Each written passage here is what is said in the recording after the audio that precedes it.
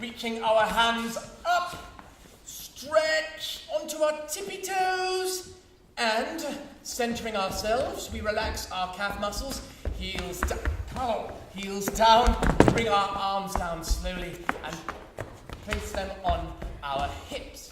Now, time for a vocal stretch, E minor.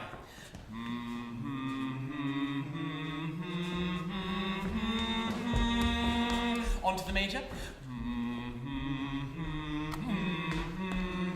How are we getting on? Have we warmed up? Are your props set? How's your wig, Eric? A wig? Oh, itchy, Billy. Very itchy.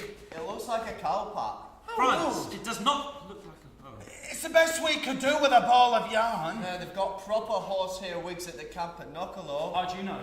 My brother Oscar's interned there. He was in a show last month. He played a policeman, a butcher, and an angry sheep. Different wigs for each role, all specially crafted and fitted by a professional wig maker. Is he a fellow in, mate? Well, probably. Well, that's something to bear in mind for our second show, perhaps, but tonight we just have to make do. And your bosoms look woeful. Again! Very rude. Nah, they're all saggy. They look like scrunched up socks. They are scrunched up socks. They've got a proper costume department in Frimley. He has another brother. Erman, he says their bosoms look really realistic. But they had actual costume fittings. We had fittings, Franz. That wasn't a fitting, Billy. You used clothes pegs to hold in the waist of my dress and spittle to stiffen my cuffs. Look, this is our first show. With the ticket money we make this evening, we can purchase costumes and wigs. And makeup! They've got proper blush and powder at hand for. Not another brother. Yes, Otto. His mother's very proud. 4 sons all captured within the first 6 weeks of action. What a legacy. Yeah, well, she enjoys the letters that we send back, and the newspapers too, and I'll leave the quizzes for her to do. They're letting the audience in. Oh, God. I mean, good, great. Right, we'll be fine. Where do we roll, Hans? I mean, we've rehearsed. We know our lines. They're all smiling. They look really excited. And wet. It must be raining. Not again. It's not stopped raining since we've arrived. It's nothing personal, Rolf. That's the Stobs. It rains. Driving horizontal rain. Or heavy, straight down, soak you in seconds rain. Or misty, pathetic rain that plays havoc with your hair. That's why there's so much mud everywhere. It's a nightmare for us gardeners. All the lettuces are waterlogged, and the carrots have had to learn the breaststroke. They've been swimming that often. Gentlemen, I'd just like to take this opportunity to bless His Majesty the Kaiser.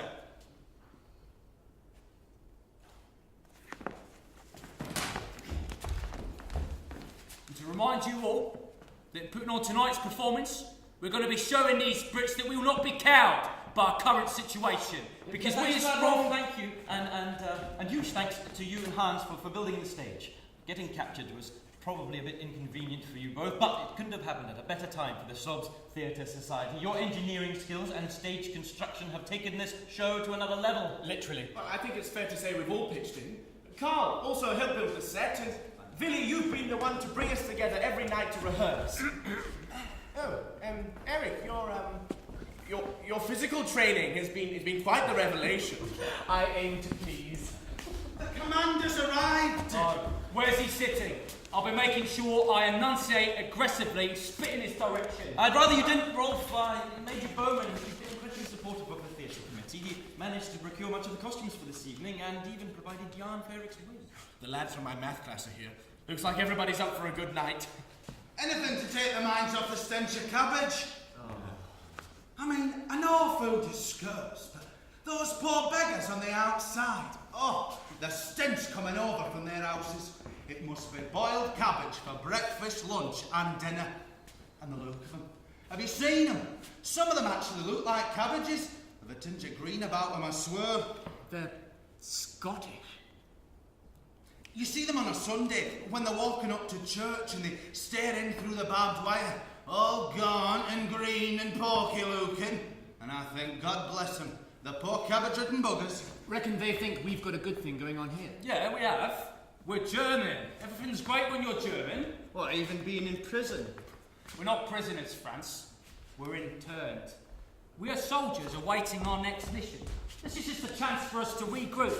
An opportunity to prepare ourselves for a victorious return to a victorious Germany. Yes, there is that, Rolf. And tonight's show is also an opportunity to create a precious moment of distraction. Yes, a chance for the men out there to forget that they're surrounded by barbed wire and to be entranced by the wonder of music and the magic of theatre. To remind our captors that us Germans, we're the best actors, the best musicians, and the best at being in time! Everybody seated! Okay, I'll go out front and offer a few words. Carl!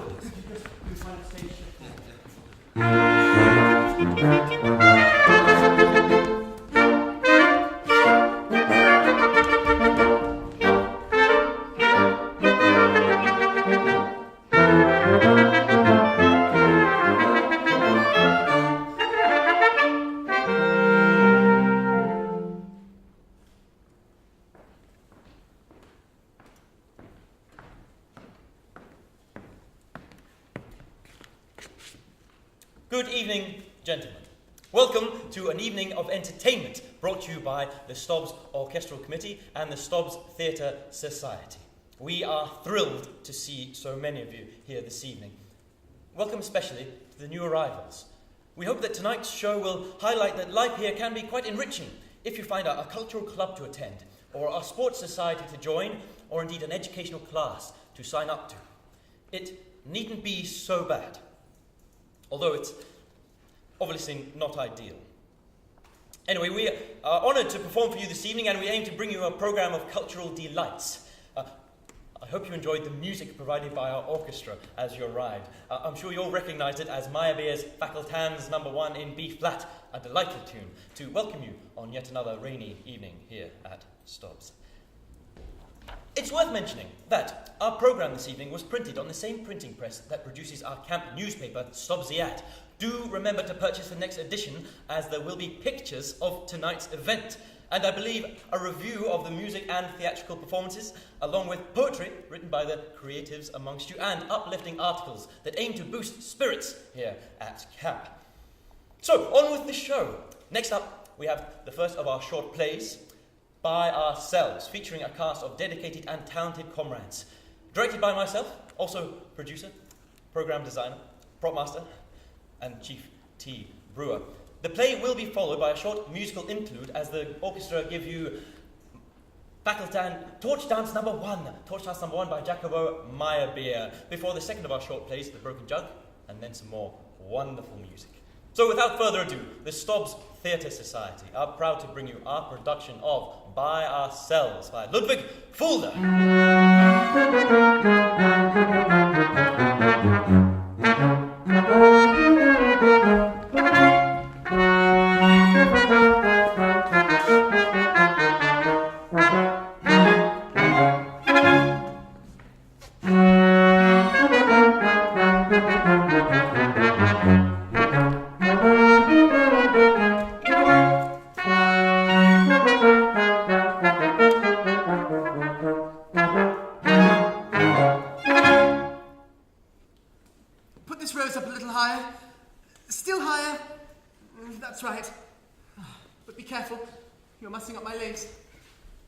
You're looking lovely today, dear madam. Do you think so? I do not feel well at all. Our first party. Oh, it is so easy to say, but these cares, this work, this disorder. One must think of 1,000 things to do, and there is always the fear that one has forgotten 1,000 more. And old Bauman is no longer to be relied upon, past 60 as he is. Bauman! Did you call, madam? Did you call? Everything is being attended to. Have the place cards been properly arranged? To be sure. If only your mother had lived to see this day. The Baroness always used to say... Yes, I know what my mother used to say. Go now and attend to your work. Oh, at last I've found you, Hermione. Where's my desk? In the storeroom. A nice place, truly. I must look up something on rheumatism. Now I suppose I myself shall contract it. Ever since you were a child in arms, dear madam, I never expected that I would be so fortunate as to live long enough to see your first party as given by yourself. It's simply awful out there. I can find my desk, but not my books. Who has removed them? They're in the large linen closet in the bathroom. In the bathroom. That's a fine logic of events. Lottie, kindly go and see whether the carpet has been spread as far as the street.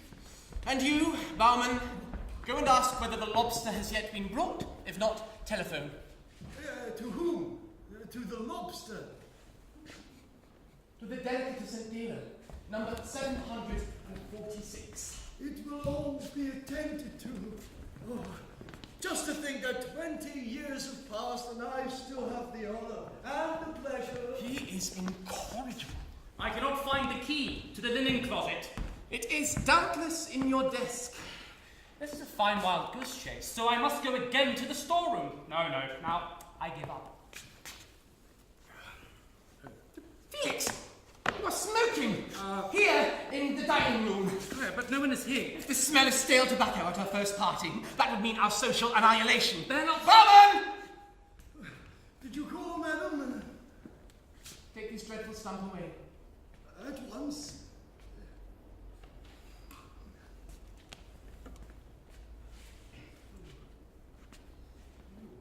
This is a real thing. Felix! It is high time you were dressed. Well, if I can find my dress suit, I shall attempt it. But by judging by the state of things here, I suppose I shall locate it somewhere in the cellar. You're in fine humour indeed. Yeah, grim humour. The humour of despair.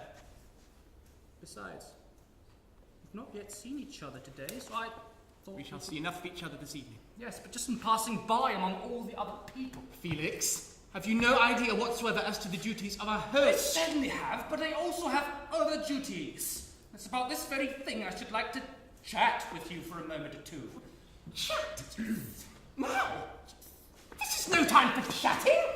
Tomorrow. Oh, but tomorrow you're going to the races. Well, then the day after tomorrow. But in the morning you're going to the matinee for the benefit of the water sufferers. In the evening you're going to the living pictures for the benefit of the fire sufferers. What is the name of the picture in which you're taking part? Home life. Home life? Is that so? It's a very promising title. So, you see, my dear, that for the present we shall have no time to chat, just as we have had no time until now. It's almost 4 months since we were married, but we always have time for others, but never for ourselves. Felix, I still have 100 things to attend to. Please get dressed at once. What if someone should come? But nobody ever comes in the first half hour, plus you know, with marvellous rapidity, I can slip on my dress suit. Now come on. Well, then, in as few words as you can, tell me what it is that is on your mind. Otherwise, I see I shall not get rid of you. Will things continue this way, Hermione? What are you talking about? Well, that we only associate with each other only at a distance. That the only privileges of my dignity as your husband consist in this. To accompany you to parties and to bring you home again. To stand behind your box at the theatre, at races to hold your field glass, and if anyone pays homage to you, to stand nearby, with a face expressing the utmost satisfaction and indifference.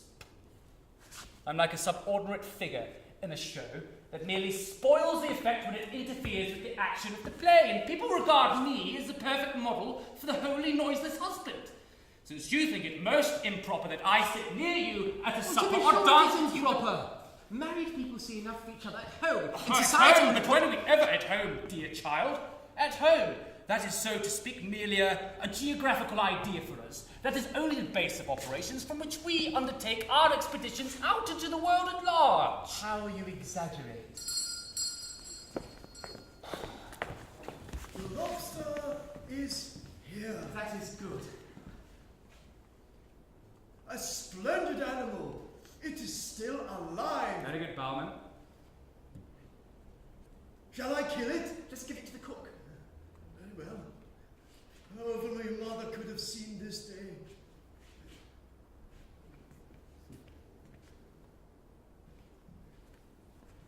It's remarkable that your family doctor should have started on his journey the very day your mother got a headache. I still recall quite clearly how I was called in his stead to attend Madame von Fossner. I also recall it. The case had stamped itself upon my memory because it was the third I'd had in all my medical practice to that day. The first two can hardly be counted. Felix, I really believe you are becoming sentimental. Well, why not for once? It is only for the sake of variety. Yes, it was the beginning of our acquaintance. Your mother was perfectly well back then. I, however, left your house a very sick man. Even the arrow of love in the light of modern science proves to be a sort of microbe. Yes, and after a few more visits in order to prescribe the purest raspberry juice for your mother, a tablespoon every half hour, I knew it was all over for me. I was passionately in love with you. Had you not better put on your dress suit before repeating? Hermione, either you do not understand me or you do not wish to understand me. Can you not see that this life is a torture for me? That it brings me to despair? Can you not feel that it is my most earnest desire to have my wife for myself and feel comfortable in my own home? If you cannot feel it, so much the worse. I am neither a toy nor a dummy to be exhibited for a show. I shall make an end to these doings. I understand you perfectly, but since the moralizer has developed into a stern tyrant, I must tell you that the timing is very ill chosen. I have no desire to continue such a scene 10 minutes before the arrival of our guests. I have never given you occasion to doubt my love. You know, I preferred your hand to the most brilliant offers. I find there is nothing more sad than this everlasting mirth, and nothing more tedious than to amuse oneself so systematically. Do as you wish, but henceforth I shall never play you part of your satellite. I am of age, and if you think you can justify such conduct to the world, then I release you. I'm responsible for my own conduct, to my own conscience, not to the so-called world, which I despise. Because you never took the trouble to make its acquaintance without prejudice. It's not with the trouble. Perhaps more than your everlasting studies and staying at home. You are a content. And you are a prig. Very pleasant evening, truly. Evening of our first party, too.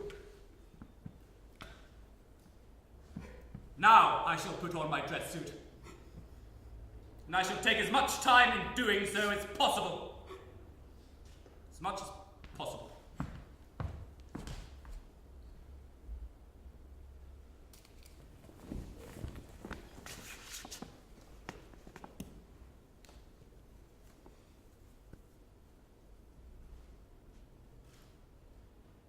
It is already 8:30. Nobody is here, in all probability, because nobody wants to be the first to arrive. He is angry at me. I cannot help it. I am a Provence rose in a vegetable garden.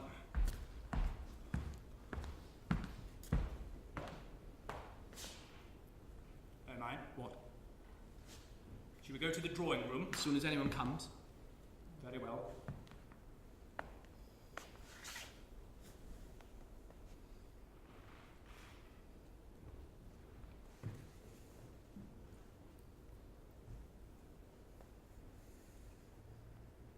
Oh, this waiting is tedious. Yes, indeed.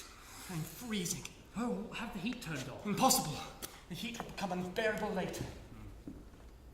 Please, hand me my wrap. With pleasure.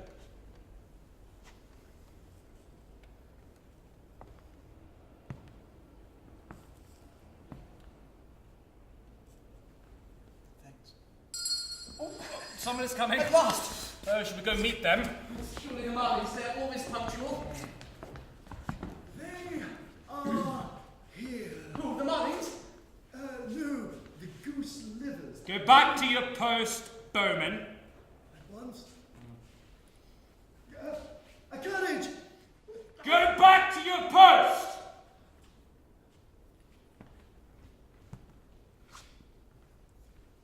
I had no idea you could be so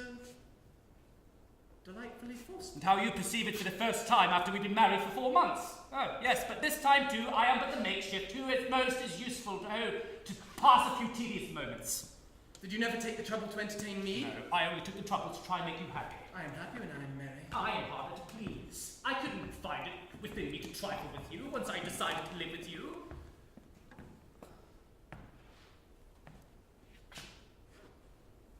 Listen. Did you not hear something? No. I thought I heard a ringing. No, you're mistaken. Now, Oh, what a pity. well, who was it? The hairdresser. He left his curling irons here before. Go and take him to him. Right. How annoying to wait so long. Felix, what are you doing? I'm thirsty. Inexcusable. Yeah. A charming state of affairs. Your malice is irresistible. Oh, mine. How different things might be. How comfortably we could sit together and chat by ourselves. And yawn. A whole evening by ourselves. I have no idea what we could do to pass the time. Should pass the time? We should be glad the moments linger. But there must be some diversion. Oh, on the contrary, we should spend time calmly and give audience to our good spirits.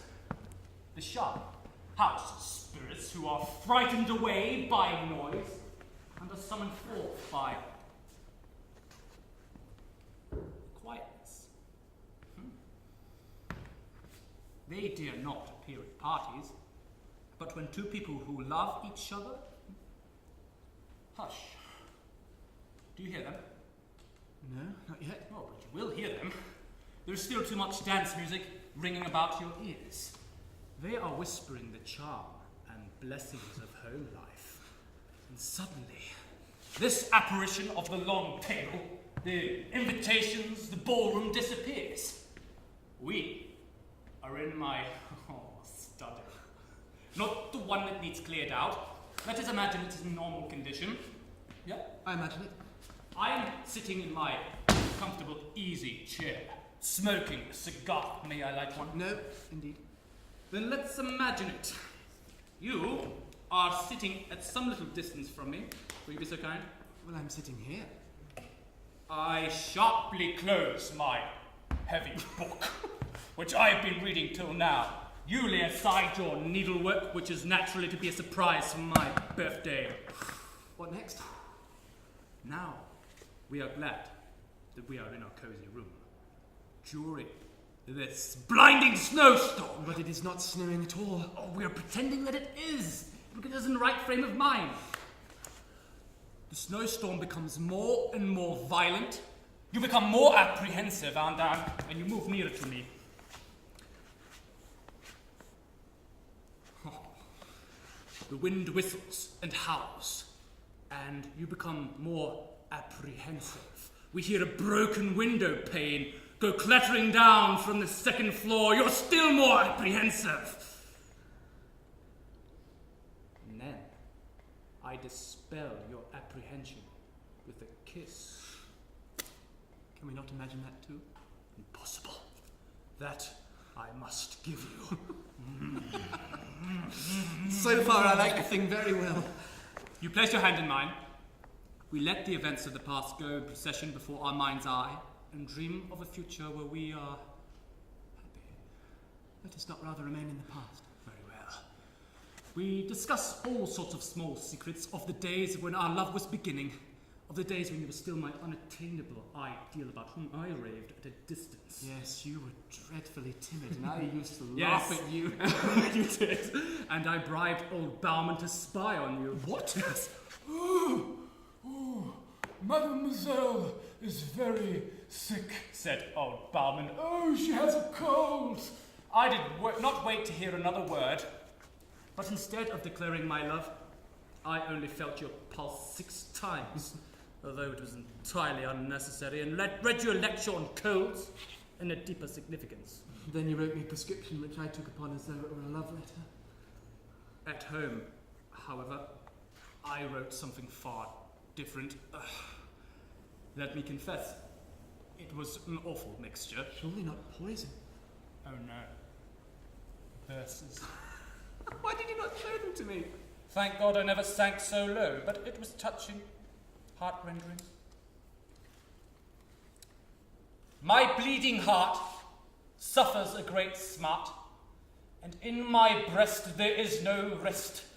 My thoughts are of you, and I always feel blue, and in this indescribable care haunts me like a nightmare. Poor fellow. Yes, and then my modes of address. At first I called you lovely creature, then sweet child, or goddess of my songs. And then you didn't give me favour in the cotillion. There were no more? Yes, I felt out of tune with the world. Then I called you serpent deceiving. This I rhyme with, oh, I am grieving. Serpent deceiving. The language of real jealousy. I, must give you a kiss for that. Gratefully accepted. Oh, come on. Nasty disturbances. It was really inconsiderate of our guests not to leave us alone. Why are they so late now? They might have stayed at home altogether. Oh, should we go meet them? Well, who was it? Nobody. Who rang me? I hardly dare to say. How was it? Who was it? Myself. I went outside to see if any carriages were coming when the door clapped shut behind me and locked me out. How provoking. See to it again that we are not needlessly disturbed. Yes. Allow no one to enter. Pull up the drawbridge. Barricade the door. I shall defend myself against our guests to the last drop of blood. So you surely are jesting. We have delighted so long. Yes, we have been awfully delighted. Go now, Baron, at once. Oh, who said there were no miracles? Here we are, alone for the first time in 4 months, and on the evening of our first great party. What are you doing? Oh, look here. I no longer sit next to the two relics of the good old days. Well, Here, no, you. what would people say? Whatever they please. We two should be together. That's what I say. Here is my dance card. Have the goodness to engage me with it at once. For which dances? For as many as possible. Just as you wish. And you must court me. That is my only condition. How vexed they will all be. Yes. How bored they will be. Oh. And we will turn the hands of the clock 2 hours forward so that they will all leave early. We should build up a conflagration. Such a general panic. Yes, I agree. I hate them all. Mine! I'm so happy. I've never been this happy since our engagement. I must again write poetry. My dear wife, you were very ill. Your cure is now rife. Praise God we will. Magnificent. Yes, I am cured forever. Do you know what time it is? No? Just 5 minutes of 10. Impossible. Has our guest performed a miracle in favour of a poor husband? Experiences against it. It is absolutely uncanny. I wrote all the invitations myself. And did you mail them yourself? No, I gave them to Lottie. She surely can't have... Lottie! Imagine call. The other day I gave you some invitations. Did you mail them? I gave it to Barman, he was just going out. Farmer! Did you call? Everything is being attended to. And the invitations? The invitations. I do not know. I gave them to you last Wednesday morning. Oh, last Wednesday morning. Did you? I must have attended them. I must have. Yeah, of course, I attended them. I wore these very trousers that day, and I put them in this pocket, and There they are still. oh, what miserable creature I am! Now somebody's coming. What our guest did come? Without being invited? No. Tomorrow, however, I shall have it published broadcast that Dr. and Mrs. Volkart will be at home this winter only in the morning, from 5 until 6. Now, We shall celebrate our party by ourselves. The table is...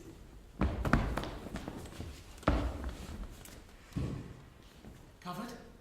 The room is brilliantly illuminated. We are both in fine evening dress, and we shall be riotously merry. And have a capital supper. Hush. Do you hear how the house spirits whisper very clearly? The pianist has come. Tell them to sit down at the grand piano at once and go to the ballroom and play a waltz. Madam, may I have you for the first waltz? Sir, we have already engaged in it some time ago. Your arm, madam?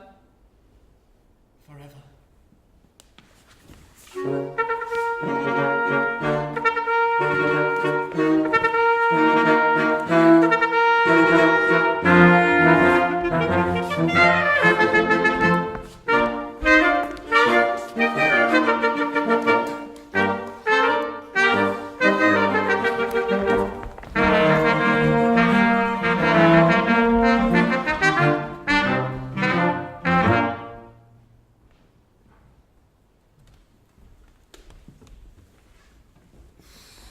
That was absolutely fabulous. They loved us. Did you hear the audience blowing kisses for my home eye? Do you think they heard me dropping my hammer backstage?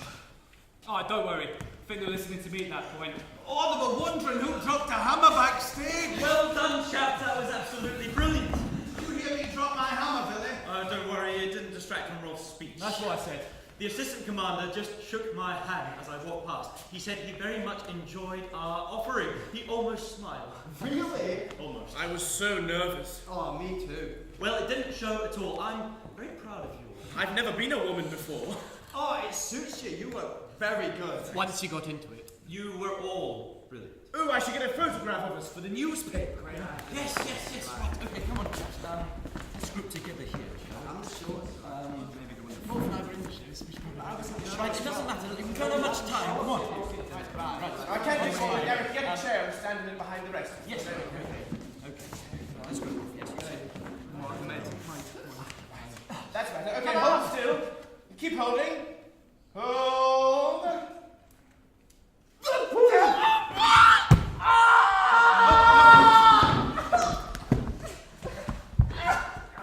You absolute klutz, Franz! What were you thinking? I wasn't thinking. I was sneezing. That wasn't a sneeze! It was an assault! My ankle is probably broken. Oh no. Let's elevate it! Yes, Eric, come on. It's all right. Perhaps it's just a light twist, Eric. I mean, I'm sure you'll recover soon. I mean, with the second play still to perform. Oh, I cannot perform on a shattered ankle, Billy. May I remind you that I'm a professional athlete, and to wait bare on a flesh injury would be inconceivable. Eric, you have a few good minutes to recover before we need to go back on. No, it's swelling up. Oh, I'm sorry, Eric. I'm sorry, Billy. Okay, look. Could Eric play his parts sitting on a chair? Oh, I need ice, elevation, and I need a stretcher to the medical bay. Billy, I cannot. I will not go back out there with a fat ankle. Yes, of course, Eric. We'll get you some assistance. Rolf, could you please lift Eric through to the back and ask for a stretcher?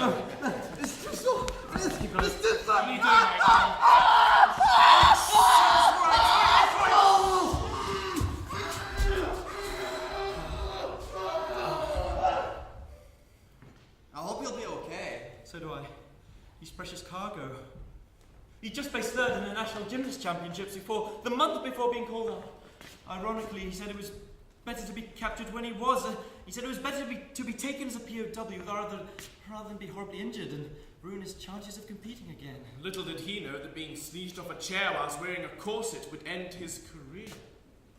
No, it won't be the end of his career, will it, Billy? Of course not.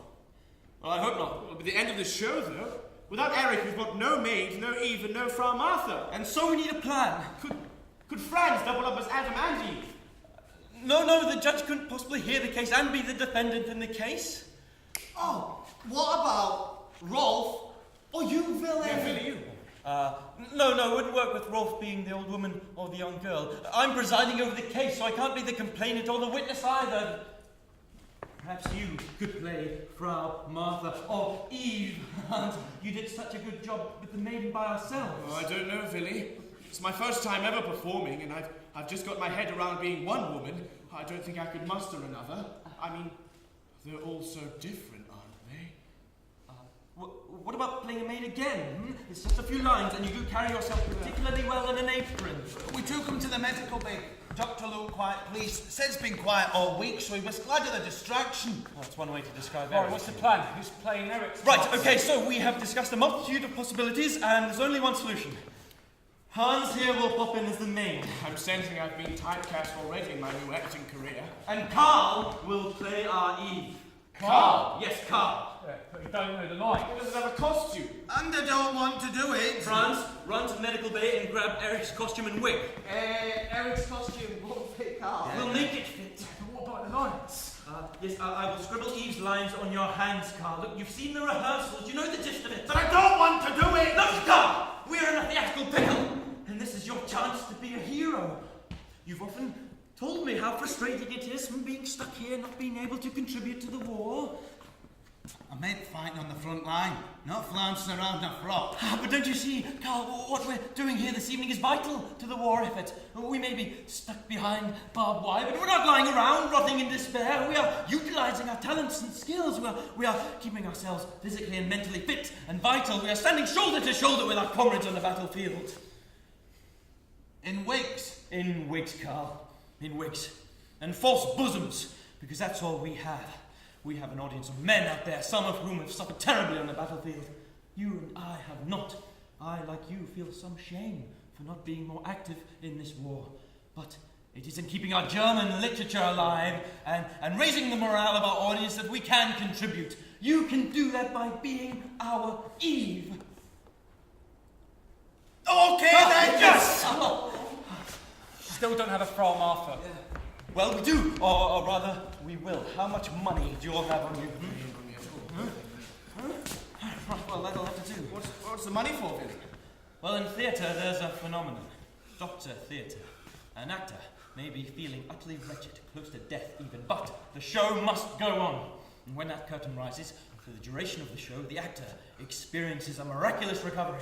He may come off stage at the end and collapse or drop dead. But the magic of theatre has prevailed and the show has gone on. Oh, do you think Dr. Theatre will visit Eric in the sick bay? No, I think Eric will require a very strong painkiller, courtesy of the camp's medical officer. I've heard he's quite stingy when it comes to pain relief. Well, hence the cash incentive card. I don't understand. It's probably for the best, Franz. Look, could you be a dear and go and grab Eric's dress? And grab his bosoms while you're there. Right, Rolf, take this money and wait for me at the medical bay. Carl and Hans, you go there too and ask for a stretcher. No, a wheelchair, get a wheelchair. I will buy us some time by announcing an interval.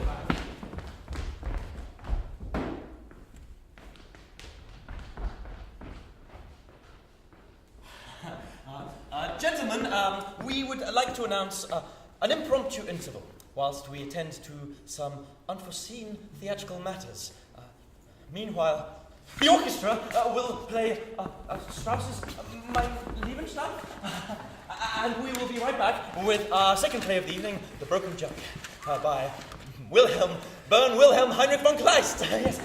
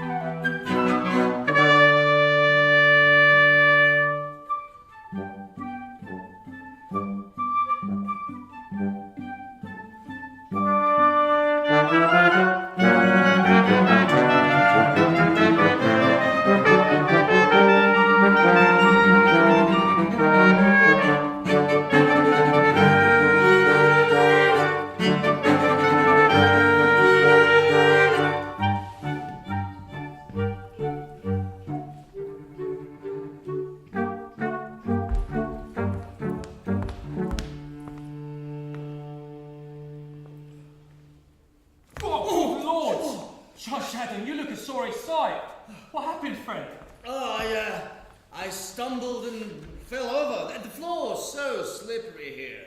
Ha! Floored by the floor. But I'm to blame as well. You know, each one of us can point to stumbling blocks of his own making. Of his own making? Yes, that's right.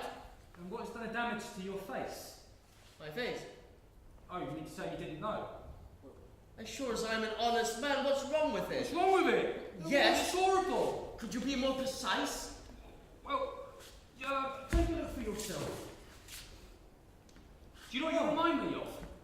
A sheep that's had to struggle through a briar with a pack of angry dogs trying to pursue him. Instead of wool, you've lost half your face. It is not a pretty sight. You know, the nose has caught it too. So is the eye. What? God, not that as well. Yeah. It's a bleeding bloody mess. Have you been brawling with some drunken rustic? You know, I think the bone is exposed below the eye there. Do you know, I hadn't noticed that till now. Well, that's what happens when you start to fight. The only thing I fought last night was that damn goat on the corner of the stove. Yeah, that's it. It's getting clearer now. I stumbled and, clutching like a drunkard at the air, I grabbed my breeches, which I'd hung up last night above the stove to dry. The damn thing's ripping down. I go, knocking my bloody head against the corner of the stove, just where that goat sticks out his snout. The fall of Adam. Yes. Well, never mind. What's happening in the world? Oh, I forgot to tell you. What? Expect somebody from Utrecht. Who the hell? Justice Walter. Justice who? Walter. He's inspecting the county courts. He's coming here today. Today? You're joking. No, I swear I'm not. He was at the frontier yesterday inspecting Holler, and a farmer saw his horses being changed here for the journey to Humour. Well, good God, the farmer said that. Yes, and a lot more too. Go on. Well, the judge was then placed under house arrest, though this morning he was discovered suspended from a raft on his barn, you know. Good God. Yeah. But luckily they reached him just in time to cut him down. Cold water brought him back to life, but it was close. Oh, too close. An inventory's been compiled. The house will be locked up and closed. I mean, he might as well be dead. They've already appointed his successor. And it's due entirely to this reason, or so the farmer says, that he's not yet reached Usham, but by midday, he's going to be here. By midday? Right. We'll see it through together. You scratch my back and I'll scratch yours. I know you would like to be village judge one day, and no one deserves it more than you. Your chance will come, my friend, but not today. Let the cup pass from you on this occasion. What, I? A judge? You have a flair for well-formulated speech. Oh, go on with you. Old friends must stick together, you know? Of course, there are all sorts of things I could say about depositions and interest paid into the court, but why should I wish to dabble in idle chit-chat? Well, there you are. I mean, I'm free of all reproach, for God's sake. Why worry about a will-o'-the-wisp? The cold light of day will see it off. You're right. I mean, good God, I see no reason why a judge, when he's off duty, should be an advert for solemnity. Yeah, that's my opinion too. Well, my friend, join me to the offices where the files are kept. It is piled up like the Tower of Bloody Babel.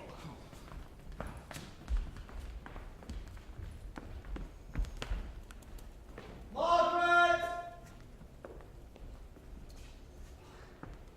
Margaret! What the hell is that? Lost it. Margaret!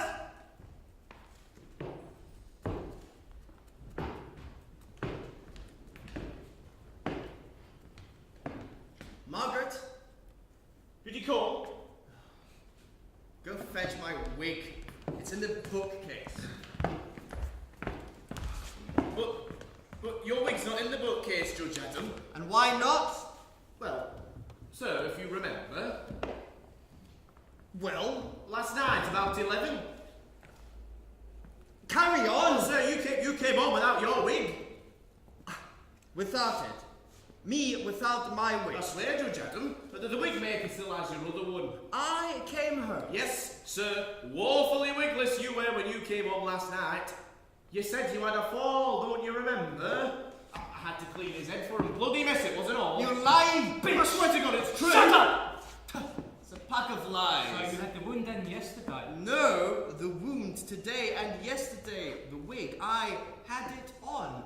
And nicely powdered too. But sir... And when I got home, I took it off along with my hat. It's true. But what she washed last night, God only knows. Now go to hell. No. Go to my office. No. Go ask the sexton if I can borrow his. Say the cat had kittens in mine this morning. I found it lying all messed under my bed. The cat dragged it under the bed with her mouth. That's it? Yeah, and had kittens in it. In her mouth. Yeah. How else? The cat. They don't care where they reproduce or have it off, the little beggars. Shall I go now, sir? Yes. Oh, greet the sexton's wife from me. Tell her I'll return it this afternoon. Do not let him hear that. Do you understand? You can rely on me, sir.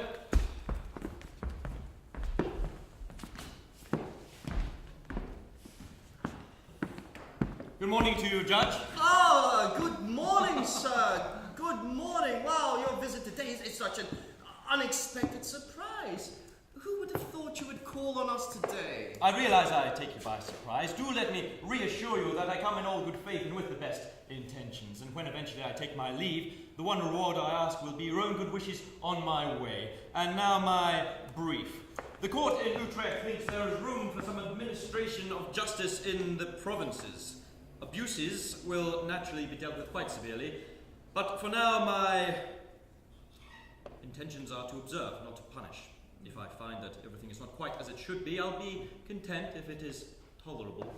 A most commendable attitude, Your Honour. I'm sure you will find that our practice of law is here and there in need of some revision. Indeed. We have to sift the regulations. Their very number seem to cause confusion. Oh, well, you'll need a great damn sieve. There is so much chaff. This I take it as a clerk. Clerk, like, I'm at your honour's service. It's been 9 years next Whitsuntide since I began my duties. Sit down. No, thank you. But you've come all the way from Holla. A mere 2 miles. But tell me how you knew. A farmer who had been to Holla told us. That's right. A nasty incident occurred in Holla that quite destroyed the cheerful mood in which one should conduct official duties. I suppose he told you what happened.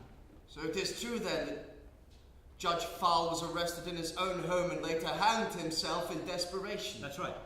It only served to make things worse. What seemed to be confusion and disorder appears now to be deliberate fraud, and that is something that the law cannot condone. Now, what about your taxes? Well, we have 5. What, 5? And all are up to date?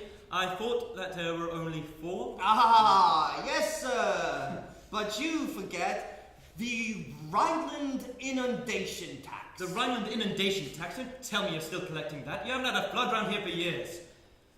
Now, is the court in session today? What? The court? Yes, the first this week, Your Honour. Good, and that group by the door? As the plaintiffs are waiting to come in. Good, let them in.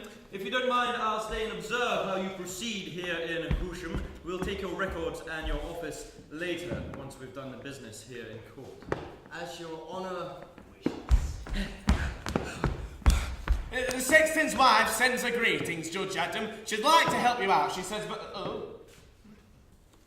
Well, she says her husband needs his wig for church this morning. He's got another one, but it's in such a state it's being repaired. Just my bloody life. If you can wait till after he's out of church, you can have it then. Sheer bad luck, Your Honour, has robbed me of both of my wigs. I had hoped to borrow one, but now that's not possible. I'll just need to sit here metaphorically bald-headed on the bench. Bald-headed? Metaphorically. Of course, God knows I am the first to care about my dignity as judge. I could, however, try one of my tenants at the farm. At the farm? Does no one else in this place own a wig? Perhaps the parson or the school teacher? Oh, I cannot rely on that. Well, what do you propose to do? Perhaps you'd like to wait until your hair grows. I'll send someone to the farm if Your Honour has no objection. How long will that take? No more than an hour. An hour? No, we can't wait that long. It's high time we started. I have to get to Humour today. You're quite right, Your Honour. It is high time we started. Would you like some breakfast? A glass of Danziger, some Brunswick Don't sausage? trouble, please. Oh, it's no trouble, sir. I've eaten, thank you. You get on with things while I make a few notes in my book. Your Honour wishes. Margaret!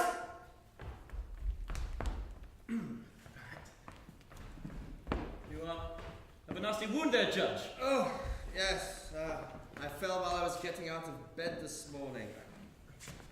I came a cropper on the floor. I thought I'd fallen straight into my grave. I'm sorry to hear it. Are you feeling all right now? I am. I will not allow it to distract from proceedings. Now, with your permission. Yes, get on with it. Bring in the plaintiffs! You breakers of good china jokes! You wait and pay for this! Control yourself, Ram Arthur. Be patient and you'll get your judgment here. Like Callowell. That's empty talk, that is. I'd like to know who's going to sit in judgment and give me satisfaction for my job. You'll make amends if it's proved you're in the right. Make amends if it's proved I am in the right. Now, how do you propose to make amends? Well, by mending it? By sticking all the bits together, then? You know damn well it can't be done. You've got no leg to stand on, and nor is my jug. Oh, come on, let the old bitch be. She's not upset because her bloody jug's broken. She's mad because the wedding's come undone. And if she thinks I'll let her patch it up, she can think again. I'll go to hell before I take that trollop as a wife. You cheeky bugger! I don't give a damn about the bloody wedding. You can have it. I've not come here to patch it up. If it were sat there on that shelf as bright and pure as my jug last night, I'd hurl it at that stupid face of yours and watch it break to smithereens with pleasure. As if I care about the wedding. Ruprecht! Out of my Ruprecht, sight! I implore You dirty little... Let me say something to you in secret! No! Ruprecht, you're going to join your regiment soon. Once you've shouldered your musket, I might not see you again. Think what that means. Don't leave me with such anger in your heart. Anger? My heart is cold where you're concerned. Oh, leave him alone. What did I always tell you? Don't stand there taking his abuse. The man for you is Corporal Woodenlegs. The army's really made a man out of him. He'll sort that monkey out when he becomes a soldier. If I can break that cocky bugger's pride, the pride that broke my jug, I'm satisfied. That means more to me than any bloody wedding. Have my funeral too, for all I care. Don't make a fuss, Mother. I'll find someone in town to mend your jug. I'll even buy you a new one if you like. I don't care if the jug's as old as Adam. It's not worth all this unpleasantness, all this commotion. You don't seem to be aware of what's involved. Your reputation lay in this jug, and now they're both in pieces. It's not enough for me that God should think you're innocent. I want the court to prove it. I'm going to see this rabble in the stocks. Oh, it's Eve. Oh, and Ruprecht too. The whole damn lot's turned up. Let's hope they don't impeach the judge. Mother dear, I beg you, come away. We've no business here in this wretched court. Do you know what this lot's doing here, my friend? Oh, God knows. I think somebody smashed the jug. A jug? But who? Who smashed the jug? Yes, friend. Well, if you care to hear the case, you'll probably find out. My shin bone is aching. I can't go on. I think I'll go to bed. You take the case. You can't go to bed. You've lost your senses. I feel like throwing up. It seems like pains encourage your reason. You better tell His Honour what you want. You might have no objection. Bugger it. Even if you keep trying to push me out this bloody court, I will put this jug on the St. George side. I will put this on the For God's sakes, my dear, why don't you tell me why you're here? Find out soon enough. Tell me I'm right. It's your mother's jug that's brought you That's here. right, my mother's jug. And nothing else? No, nothing. Are you sure? I said nothing. Now leave me alone. It better not be. That's all I can say. Dave. Oh, yes, my girl. Just you remember that I have the certificate with Ruprecht Dimple's name on it in block letters. Can you hear it crackle? It's as good as a death sentence. Perhaps you will hear in a year's time how Ruprecht succumbed out in Batavia to yellow fever or purple fever, or perhaps some other colour. Judge Adam, you're not supposed to talk to the plaintiffs before the case begins. Sit down and interrogate them properly. Well, what is your honour's wish? My wish? That you do not conduct secret conversations with the plaintiffs. Your place is here. We'll hear this case in public. Well, I'll have to see it through. I've no other choice. And if it won't bend, well, let it break then. I'm ready when you are, Your Honour. Shall we start then? You seem preoccupied with something. It is my guinea fowl, sir. I bought it from a man in the Indies, thank you. It has the pip now and needs to be stuffed. I don't know how to do it myself, so I was asking the girl. My birds, you see, they're like a family to me. For goodness sake, look, it's time to call the plaintiffs in. I trust the clerk is ready to record proceedings. Would you like the case conducted formally or in accordance with our usual practice here? I hope the two are not mutually exclusive. We'll have your usual formal practice, please. Your Honour's wish is my command. Are you ready, Clerk Light? Yes, Your Honour. Let justice take her course. Step forward, plaintiff. I'm here, Judge Adam. Name. My name. That's right. My name, Judge Adam. Name, position, place of habitation, and so forth. Oh, go on, you're having it on. No, I am not. I am here to carry out the law, Frau Martha, and the law must know precisely who you are. You see my face each Sunday when you walk past my window. So you know this woman, then? I do, sir. She's the widow of a lodgekeeper. She stays just round the corner. There is a path through that hedge there. She's a midwife now, a decent woman of good reputation. Judge Adam, since you know so much about her, there's no need for all these superfluous questions. Simply write her name down in the records and add in brackets, well known to the court. It seems Your Honour would like an informal procedure. After all, get that down, clerk. Now, ask about the reason for the action. The reason? Find out what it's all about. Well, I know the answer to that too. It concerns a jug. A jug? How do you know? It's a jug, an ordinary jug. Put that down, clerk. And in brackets add, well known to the court. It's a mere assumption, sir. You cannot go in. Your job is to write down precisely what I tell you. I'm right, am I not, Frau Martha? It concerns a jug. That's right, it is. But it is broken. Pedantic detail. Not at all. Well, who broke it then? I bet it was that ruffian there. Oh, that's right, it was. It wasn't me, Judge, it wasn't me! That was a close one. Try to be more formal. But His Honour doesn't like formality. Judge Adam, this is not the place for me to tell you how to act. If you're not aware of the correct procedure, if you cannot improve on this, you'd better let your clerk take over. But Your Honour wished to see how we're used to doing things in Husham. I thought your procedure would be the same as that in force throughout the Netherlands. You wish to see how well acquainted I am with professional official procedure? That's fine. You'll soon find I'm nothing if not adaptable. I find that highly reassuring, Judge Adam, but it can't be helped. You'd better start again. Trust me, sir, you will not be disappointed. Frau Martha Roll, please step forward.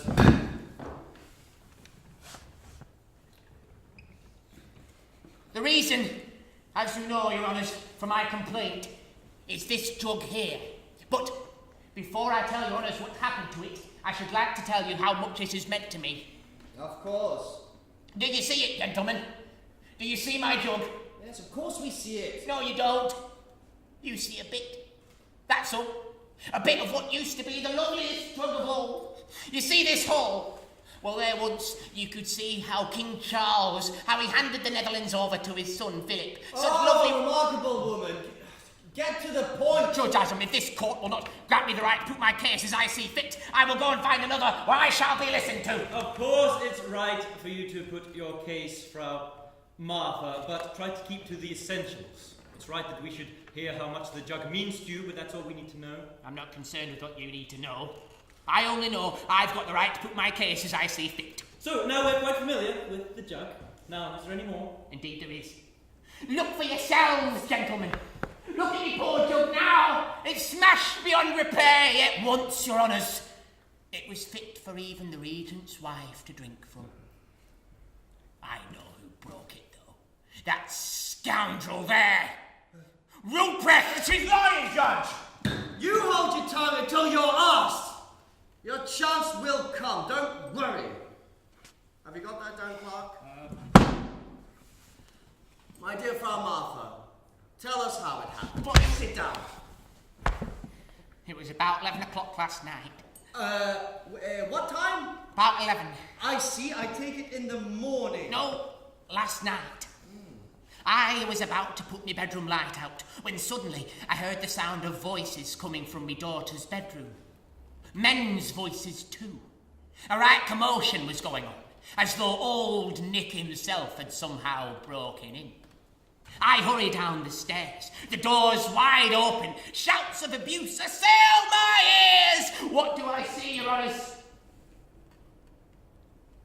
I see my jug in smithereens, the pieces strewn all over the place. And there's my Eve, wringing her hands while that clown there is standing in the room shouting his head off. He has the nerve to say it was another man. Another, if you please, who fled the room, of course, when he came on the scene. Another who knocked my jug from off the windowsill. And then he starts insulting Eve again. A likely story. What happened then? After he's finished, I turn round to my daughter. She looks just like a corpse. I say, "Well, Eve?" She sits down. "Was it him?" I ask. "By Joseph and Our Lady," she protests. "What do you take me for, mother?" "It was him then." "Who else?" she says. "Who else could it have been?" And then she swears to me that it was him. What did I swear? What did I swear to you? Nothing. I swore nothing to you. Eve? It's not true. Okay, all right. Control yourselves, children. This is my story. You're saying now you didn't swear No, by Mother, Joseph and Our Lady? that's not the truth. I'm deeply sorry to have to deny here in public what you've said, but I swore nothing to you. Nothing. Okay. Calm yourselves. Frau Martha, this will not do. You are intimidating the poor child. Let her gather her thoughts and she'll soon remember what has happened. And I emphasize what has happened and what still can happen. Of course, if Eve does not speak as she should. Really, Judge Adam, you must not proffer such ambiguous advice. What's that, Your Honour? Eve, is that not so? Out with it, girl. Admit that's what you told me yesterday. I'm not denying that I told you that. You little bitch! Get that down. I don't know what to make of your behaviour, Judge Adam. If you'd smashed this jug yourself, you couldn't be more keen to shift suspicion onto this young man. Now, is it not her turn to make a statement? Yes, you're quite right. That is just what I was thinking. Although, I could interrogate the suspect. What do you think, sir? I am ready to listen to good advice. Here's some for you then.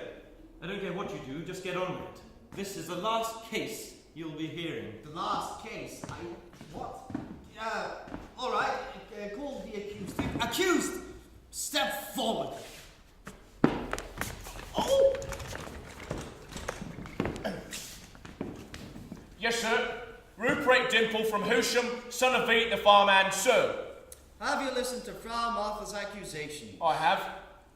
And will you confess, or will you risk damnation and deny the truth? You bet I've got something to say in my defence. There's not a word of truth in what she has said. Can you prove it? I can. Well, what do you wish to say in your defence, young man? Clark, do you think you can conduct this case? Well, if you want to ask me to, I'll do it, yeah. Of course he couldn't.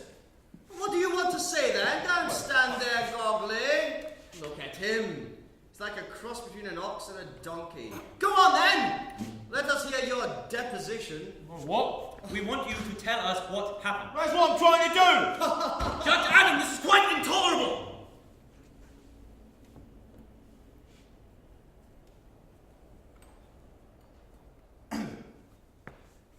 About 10 o'clock it was last night. Warm for January too. Almost as warm as May.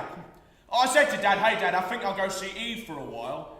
We was engaged, you see. At harvest time I noticed she was a sturdy lass. You should see her with the A on us. She handles it as nimbly as a cat catching a mouse.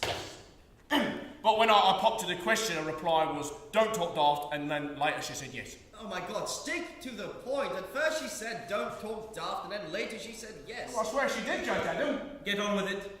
Well, Jimmy, Dad, I say, can I go then? I'll only talk a little at the window. All right, he says, but make sure you don't go in. I won't, I said, I promise. And, make sure you're back by 11, he said. My and then God, he says, I say, he says. Isn't there no end to it? How much more is there? All right, Dad, I say, put my cap on and I'm off. But I have to go the long way round the village. The brook's in spate, you see. And I think, oh, hell, Rupert, you've had it now. The garden gate at Martha's will be closed. The girl leaves it open till 10 o'clock and no later. If I'm not there by then, she won't expect me. Fine goings on indeed. What happened then? Well, I think good. Eve's still waiting there for me. I'll peer through the darkness to confirm the news my ears have brought me. But my sight deceives me. You're blind, I say. I take another look, but what I see, sirs, is the stuff of gossip and slander. I'll scald my eyes, I'll break my trust in Eve. I'll look again, but I think my eyes will be so angry at me now. Well, they've only got the jury after all. Perhaps they'll fall out of my head and find another master. But it is evil, right? I recognise the dress. But there's a man with her there too! Who was it then? Your Honours, I couldn't swear to her upon the sacrament. All cats are black at night. But you ought to know that a cobbler called Liebrecht, who's recently left his apprenticeship, has for some time now been chasing my Eve. I said to her in the autumn, I said, listen, Eve, I don't like that rogue hanging about the house. You tell him he won't get far with you, else I'll deal with him. Oh, she did tell him, but in a wishy-washy kind of way, so I had to sort the bugger out. I see. So the fellow's name is Liebrecht. Yes, Liebrecht. That's good. Very good. We're on the right track now. Have you got all of that down, Parklight? Yes, I have, and all the rest too, Judge Adam. Continue on with your evidence, Ruprecht, my son. Well, when I see them there together at 11, and that's me been on my way since 10, my blood begins to boil. But I think, hold on. I tiptoe through the garden and merge into the darkness underneath the yews. But a whispering and a joking reaches my ears. A pulling and a pushing to and fro. My God, it's more than I can bear! Brute, how can you be so mean? All this lasts for a quarter of an hour. When will it end, I ask myself? There'll surely be no wedding here today. And then, suddenly, the two of them make for the house. And that's without the parson's blessing. I don't care what happens anymore, Mother. You hold your tongue, you chatterbox, or vengeance will fire over you like thunder! I'll decide when you can say your piece. This is the strangest case I've ever witnessed. My blood's now boiling, Judge Adam. The dam's ready to burst. The buttons on my doublet shoot off. I roar and shout and gasp for air. I run to the door, the little tart, and bang like hell upon it, but it's locked and bolted. So I place my foot against it, give it a mighty kick, and it bursts open. A veritable Samson. Well, then the jug falls off the sill, and someone jumps like lightning out of the window. I see his coattails disappearing in the night. Le Bret? Who else, Judge? Eve is standing there as bold as brass. I shove past her and run to the window. There. I see the fella hanging in the vine. He's got himself trapped in the bloody trellis. I'm still clutching the door handle at this point, and, well, since his head was in striking distance, I hasten his departure with a sharp crack of metal to the skull. The door handle, did you say? What? Was it the door? Yeah, that's right, the door handle. Oh, that makes sense. Gentlemen, this is hardly relevant. Yes, clerk, ignore these trivialities. Go on. Well, the fella plummets to the ground. I'm about to turn away when up he gets. Oh, I think you're not dead then. Well, I'll have you this time, my lad. I climb up on the sill, get ready to jump on him, and all of a sudden I'm blinded by a shower of sand which hits me in the face and stings like hailstones, and the world is plunged into darkness. And who did that? Liebrecht. Who else? The sod. Well, I'm sitting there wiping my eyes in one, when all of a sudden she pipes up. Oh, Liebrecht, are you hurt? So I make a wild lunge at her with my foot. The sand caused all that. That's right, Judge. Bullseye. As I'm getting to my feet, I think, why bruise my fist on her? She's not worth it. So I call her a filthy whore instead. I feel like crying, though, when Frau Martha appears and lights the scene up with her lamp. And I see my Eve standing there before me, all choked with tears, and, well, I feel pity for her, Your Honour. Villain, you're not worth it. Wyatt!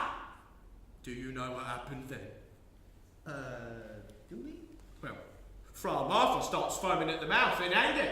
And then Rolf and Nans, the neighbours, come upon the scene. And then Aunt Lise and Aunt Susie, of course. And then the servants, maids, dogs and cats, a whole damn lot were there. Frau Martha asked Eve who broke the jug. Do you know what she said? She said that I did it. Well, she may be right, but that's not all I did. I left my mark too on that cobbler's head. Frau Martha, what have you got to say to this? Oh, I'll tell you what I have to say, Your Honours. The way he goes about strangling the truth. If you've got any respect for law and order, preserve us from this monster of the darkness. Frau Martha, can you prove what you have said? I can. She is my witness. Speak up, girl. Your daughter? No, Frau Martha. No, why not? As witness? No. The law book states, I believe it is in section 4 or 5, that when jugs or other such items are destroyed by young hooligans, in such cases, I think I'm right, Your Honour, a mother may not call upon her daughter as a witness. That brain of yours is stuffed with facts and misconceptions. The girl will make a statement, that is all. Then it will be seen if she can testify, and if she can, for whom. A statement. Right. The girl will make a statement, but it is not to be believed. Step forward, child.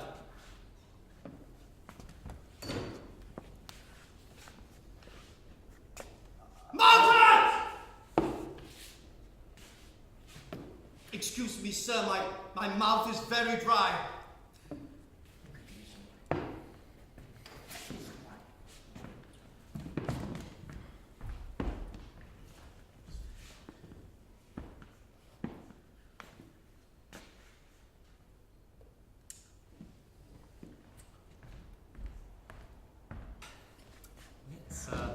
Let's hear you now, my child.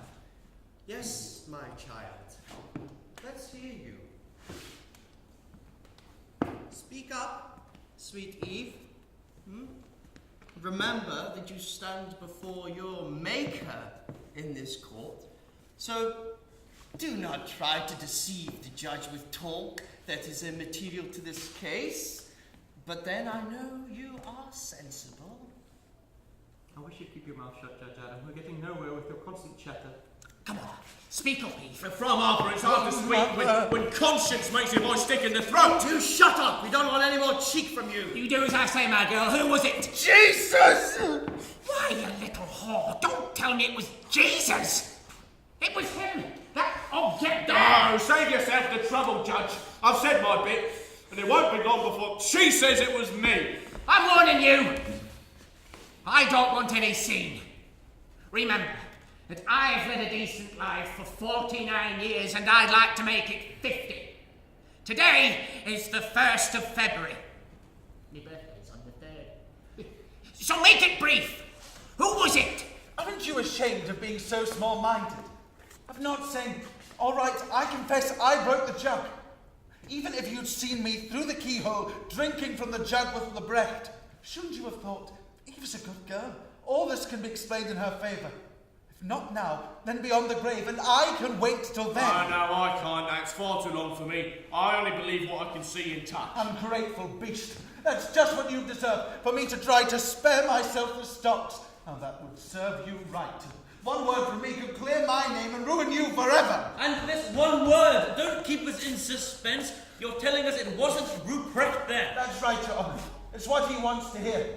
It was only for his sake that I kept it from you. Ruprecht didn't break my mother's jug. If he denies it, then you can believe it. Eve, it wasn't Ruprecht. No, Mother. If I told you yesterday it was, then I was lying. I'll knock the stuffing out. Do what you like. Oh, Martha! Throw the case out. No, wait. Well, who was it then? Lebrecht? Was it Lebrecht? Speak up, sweet Eve. Was it Lebrecht? Fox! You have a cheek to ask me that. How can you say it was Lebrecht when you know Where that do you think you are, my girl? You owe your judge respect. That's not the way to show it. What? That one there, that miserable sinner who by rights should be standing at the bar himself. He knows damn well the culprit's name. Did you not yesterday send Lebrecht to the army commissioners in Utrecht to deliver the list of conscripts' names? How can you now say it was Lebrecht when you know full well he was in Utrecht? So you're saying that it wasn't Ruprecht nor Lebrecht? Well, who the hell was it then? She's bloody right, Judge Adam. It's the truth she said there about Lebrecht. I saw myself. Yesterday morning, about 8 o'clock it was, and he was on his way to Utrecht. Tell us what happened. No, but sir, with all due respect, the girl won't be of much help. I intend to get to the bottom of this case, Judge Adam. Speak out, my girl. You must not think your judges will not forgive you any indiscretion. Tell us who broke the judge. Take pity on me, noble gentlemen. Please don't ask me to tell you what happened, and don't think ill of me for my refusal. It's Providence that seals my lips, but why it does remains a mystery to me. I'm fully prepared to face the holy altar and swear that Ruprecht didn't break the jug, if you insist upon it, but the rest of yesterday's events are my concern. Yes, quite right. The court is no place for that. The girl has made a good point there. If she swears as she says she will, Mother's case can be thrown out. I see no objection to that. Tell us what you think, Frau Martha.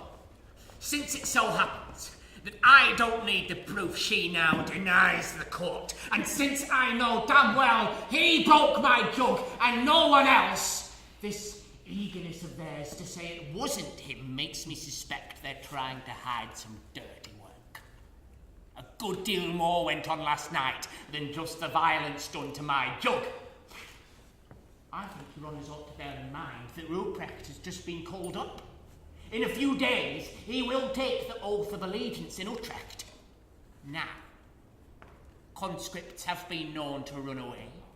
Supposing he came along last night and said, well, how about it, Eve? Let's take our chances in the big world. You know where the keys to the coffers are kept. Eve was wavering, perhaps, when I disturbed them. That would explain all that we've heard since, Your Honours. He's looking for revenge, but she is acting out of love. Don't you listen to a word that crow says, keys to the coffin. Him dessert! An aunt of his, a certain Frau Brigitte, she'll contradict what we have heard from them. Because at 10:30, that was before me jug was absolutely smashed to bits, she saw the two of them conversing in the garden. This one tongue alone will knock this sorry tale of theirs for 6, Your Honours. But I shall let you judge that for yourselves. The devil is on my side today. Have Frau Brigitte brought here. But Your Honour, it's not a word of truth, and what she said is utter nonsense. What time is it? It's just struck 10:30. 10. No, 11. That doesn't matter. Oh, is it the time or is it you that's mad? You're quite right. What do you think? Well, I think that we should... Finish! Excellent! I think we should continue. You think we should continue? Well, I'm all right with that too, although I could conclude this case at 9 o'clock tomorrow morning to your complete satisfaction. You have my opinion. As your Honour wishes.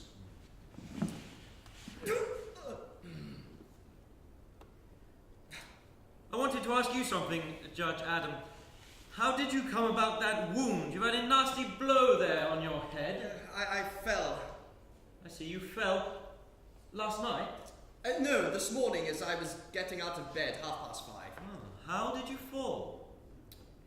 I just tripped and fell headfirst against the stove. I still don't quite remember how it happened. Oh, you fell backwards. Why backwards? And forwards as well. You have a wound at the front and one at the back. One at the front and one at the back. Margaret! Well then. Well, that's just it. Yes. First one way and then the other. First I tripped going forward, hitting my forehead off the corner of the stove, and then that sent me flying in reverse, and I cracked the back of my nut off the floor. Judge Adam, if you had a wife, I would be following quite a different train of thought. What do you mean? Well, I must admit you do look scratched and somewhat mutilated. No, there were no female males did this. I have some twigs drying above my stove for my silkworm. That's what caused all this. And then today, of all days, your wig goes and disappears. You could have done with it to cover those wounds. Oh, that's how it goes. Misfortune always strikes twice. How the devil did that happen? Did what happen? How did you come to lose your wig? Well, it happened last night. I was poring over a case, and I had mislaid my reading glasses. I bent too low over the documents, and suddenly the candle set my wig alight. Fire from the heavens was my first thought. My sins have been found out. Even before I could get it off and untie it, it was burning like Sodom and Gomorrah. I was lucky to save the last few hairs. What rotten luck. Your other one's in town. At the wigmakers, shall we proceed? All in good time, Judge Adam. The time is marching on. If that character's words are to be believed, then Lebrecht too has suffered a nasty fall. So it would seem, if, as I fear, we do not solve this case, you will be able to tell who the culprit is by virtue of his wounds. Frau Martha, how high is your window? My window? Yes, your daughter's bedroom window. Well, the window is actually only on the first floor. Despite the cellar underneath, it is no more than 9 feet from the ground. 2 feet from the house, there is a grapevine. This has entwined its knotty branches along a trellis running right along the wall. Even a boar would have a job to get through that, however thick its tusks might be. it wasn't a boar that caught itself. Oh no? Go on with you. How many times did you hit the sinner on the head? What? Ruprecht, I'm asking how many times you hit him on the head. Yes, let's hear it. How many times did you hit the scapegoat? Huh? Oh, come on. What, can't you remember? He's forgotten. When you reached out and hit him from the window. Oh, right, yeah, twice, sir. Bugger, he's remembered that. Twice. But you might have killed the man with 2 such hefty blows. That would have been all right by me. I'd have had him then. He'd be lying dead on the floor, and I'd have proof I'd been saying the truth. Yes, dead. You're damn right there. But now... You could not recognise him in the dark? No, not a bit, Your Honour. How could I? You might have done if you'd kept your eyes open. Well, that's just it. They were open. The devil chucked sand into them. Yes! Sound! That'll teach you for staring out of windows. I take it you pay the odd call on Frau Martha, Judge Adam. Who else apart from Ruprecht visits her? I don't visit that often, sir. Don't ask me who frequents her house. Oh, I can't believe you don't call on the widow of an old friend every now and then. It is true, I don't. Well, not very often. Frau Martha, Judge Adam seems to think you've had a falling out. He says he rarely visits you. I wouldn't say we've fallen out, Your Honour. I'm sure he still considers himself as my good friend. Although, I must admit we don't see very much of him. It's now been 9 weeks since he last called on us, and even that was only in passing. Surely not so long. 9 weeks? In fact, it will be 10 come Thursday. He wanted some bear's ear seeds and some carnation seeds. Not even Sundays, when he goes out to his farm. Well, he might pop his head through the window and say hello to Eve and me, but then he's on his way again. Have I misjudged? Since Eve sometimes helps you out from time to time on the domestic scene, I merely thought out of gratitude you would visit the mother every now and then. How's that? Well, you said she helps you with the sick chickens on your farm. You said she gave you some advice today? Oh, she certainly does help him, Your Honour. The day before yesterday, he sent her a half-dead guinea fowl. She'll cure it, as she cured the one with the pip about a year ago, but he's not yet appeared to thank her for it. Just wait out here, Frabajita. Well, Coglight. Frabajita is outside, Your Honour. Now, perhaps we can bring this case to an end, but what's that you're holding? Sir. What's that wig you're holding? Ah, yes. Well, aren't you going to tell me? Might I respectfully suggest, Your Honour, you ask the woman herself through a judge. That way you'll find out who owns it and a great deal more besides. I do not wish to know who owns it, only how you got it. From a woman. Where did she get it? In Frau Martha's trellis, impaled like a nest in the tangled branches of the vine just underneath Eve's window. What? In my trellis? If you've anything to say in confidence to me, Judge Adam, I implore you, do it now. Think of the reputation of the court. What? I? Yes, is there anything that you wish to say? I do believe... This wig, is it not yours? I do believe that wig belongs to me. Good God! The very one I gave to that youth a week ago to take to Master Flower in Utrecht. What youth? It's a Ruprecht. What, me?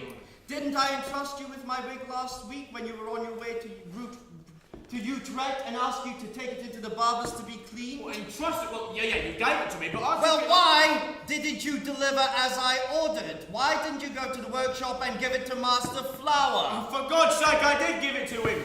I took it to the workshop like you asked me and handed it to Master Flower himself. Oh, to Master Flower himself.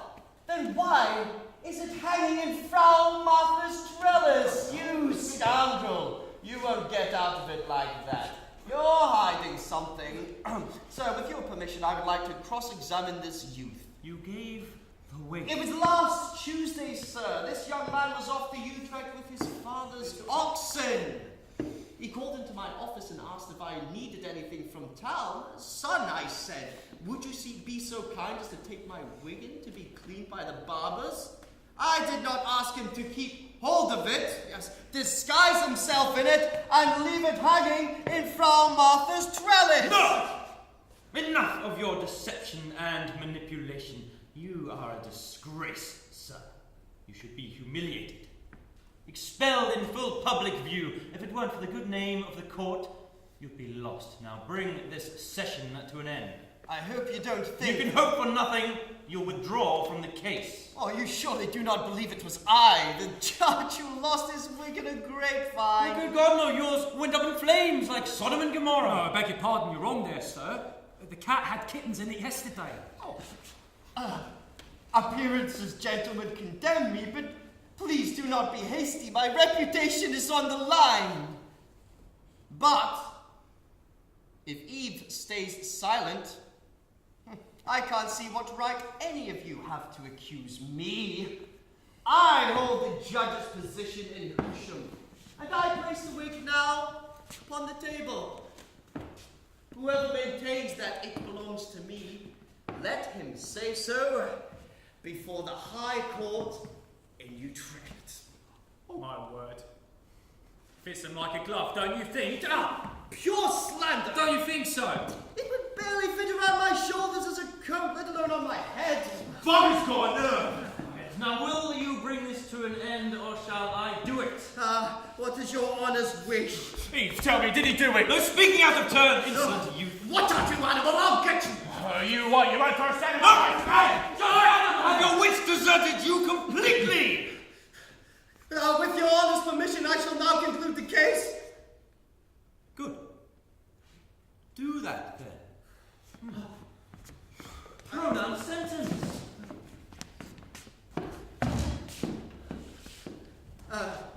The case is now concluded. That rascal there, Ruprecht, he is the culprit. Good, go on. I pronounce his neck to be put in irons. And furthermore, since he acted in such an unseemly manner towards his judge, he'll spend a stretch behind bars too. Ruprecht! I'll decide later how long. Ruprecht? Locked up behind bars? In irons? Don't worry, children. Have you finished? If he wants to replace the jug, that's up to him. Right, this session is closed, and Ruprecht can launch appeal at the High Court in Utrecht. He has to go all the way to Utrecht. What? You heard what I said, but until then... Until then what? What, you're going to lock me up? And put his neck in irons. Aren't you supposed to be a judge too? Stop it. There's the man who did it. That scoundrel standing there as bold as brass. He's the culprit himself. Get at him, Ruprecht. Judge Adam was the one who broke the jug. You Yes, he broke the jug. He's the one who opened on Eve last Stop night. that! No! How Get dare at you him. cause Pick it such up. a disturbance! Who cares? You've got the irons anyway. Get at him and knock him off his bench. Excuse me! Gentlemen!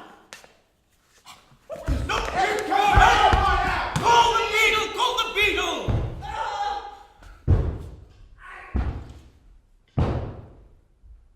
Have you got him?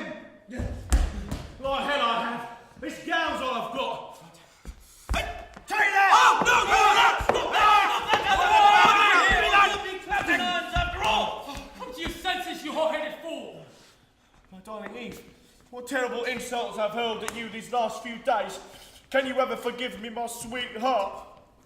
Your Honour, we are lost if you don't help us. Lost? What do you mean, my girl? Good God, what's wrong? Oh, sir, you must save Ruprecht from conscription. What? Judge Adam told me in confidence that Ruprecht was to be sent to the East Indies, and only 1 in 3 comes back from there. Ruprecht to the East Indies? Are you mad? It's true, to Bantam. Here is the confidential letter with all the details inside. They're there in black and white, Your Honour. Never heard of such a brazen deception. This letter is a forgery. A forgery? A forgery, as sure as I stand here. Yeah, the men who have been called up will see service within Holland.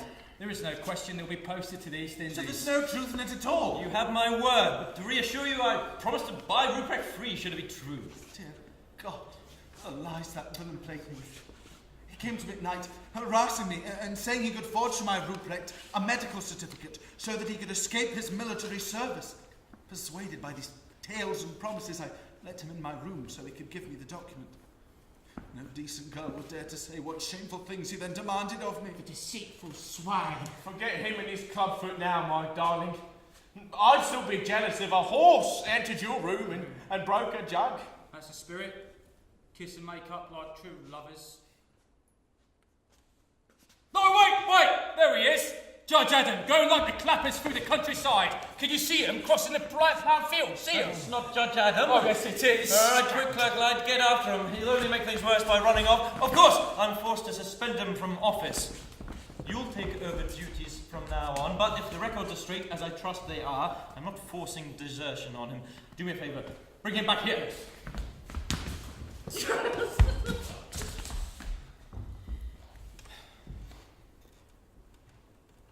Would Your Honour be good enough to tell me where I can find the Court of Appeal in Utrecht?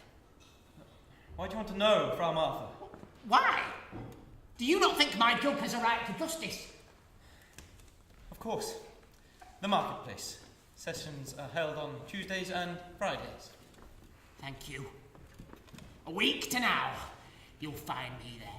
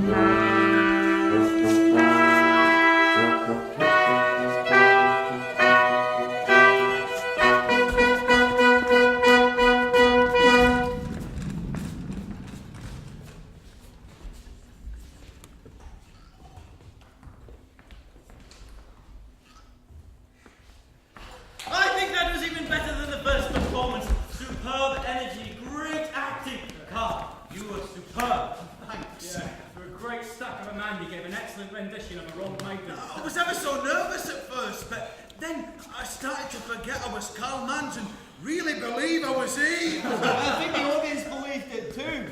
Did you hear that wolf whistle at the end? I think Eric's got some stiff competition, Carl. Oh, speaking of Eric, how on earth did you get to manage to perform right at the end? I thought he was dead set against it. Well, I think Dr. Theatre must have popped by after all, Franz. Eric was quite keen to get back on stage again. Well, he was very good.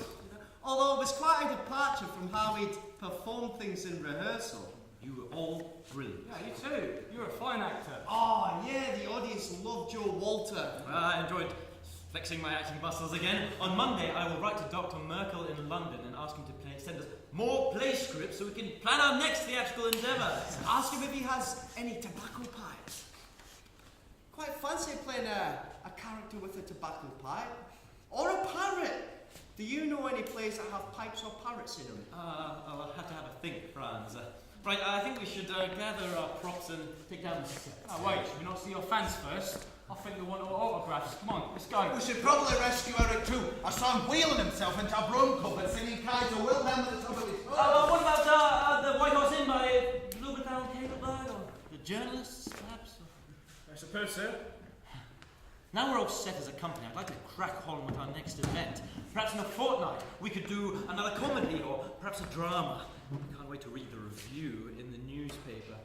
You'll be able to send a copy to your parents. They can read all about your stage debut. Perhaps. No, you don't think they'd enjoy reading about the show? I don't know, Billy. My parents were immensely proud of my work at university, and they almost burst with delight when I enlisted in the army, but I fear they would find my adventures in theatre to be some sort of frippery, a waste of my time. What do you think, Hans? Do you think it's a waste of your time? No, Billy. Not at all. Being out there this evening was a revelation. Being someone else for a few moments, being somewhere else for a while. Hearing laughter out there instead of men sniffing and snoring. Working with you in the cast has been a welcome relief to the torturous long hours of sitting around and waiting. I fear I would have gone quite mad in the first few weeks without the distraction. Well, I'm glad you've joined us. Would have liked my fiancée, Lena, to have seen me out there. Oh, does she enjoy the arts? She plays piano, a little. Badly.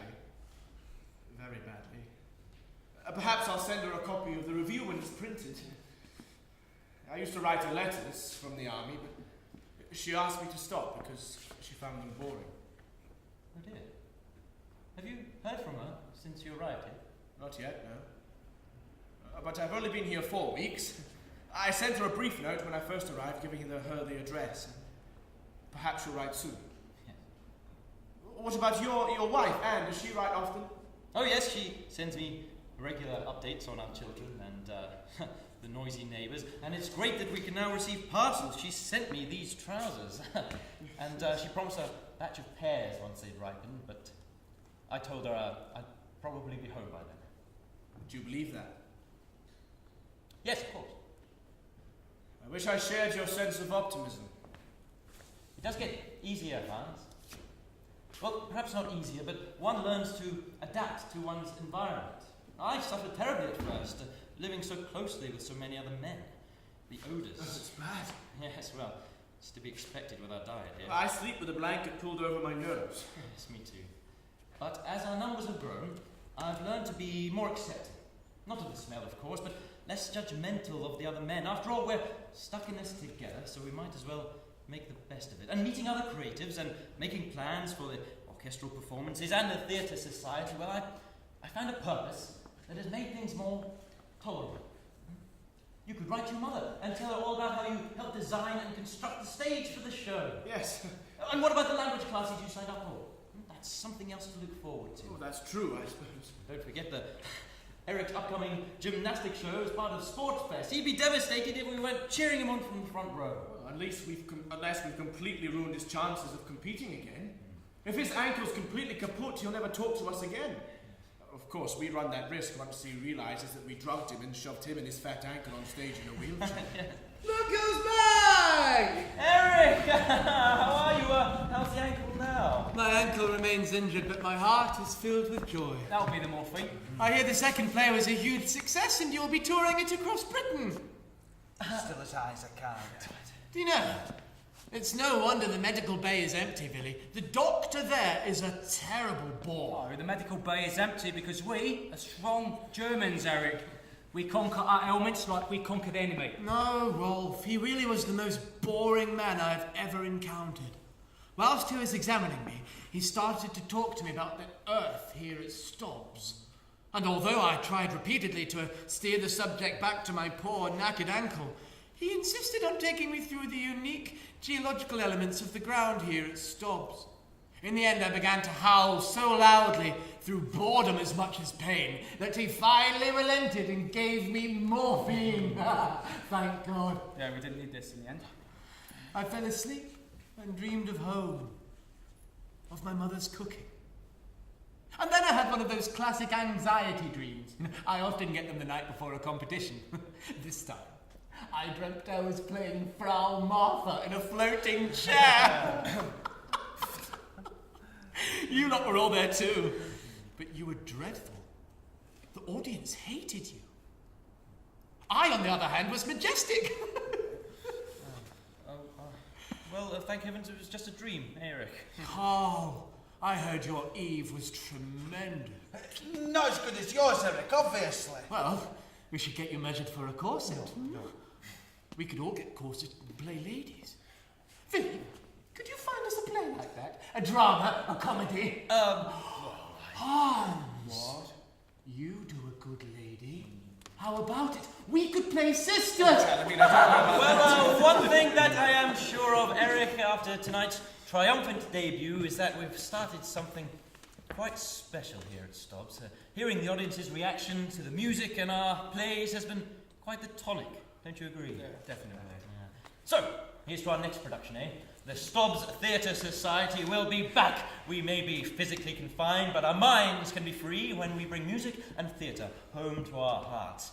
And, on a more practical note, we must hope and pray that a talented wig maker and creative tailor are captured and interned before our next show. And then Franz can write to his mother, who can write to his brothers, and all the other camps will know that the Stobs Theatre Society means business! Show business! Yeah!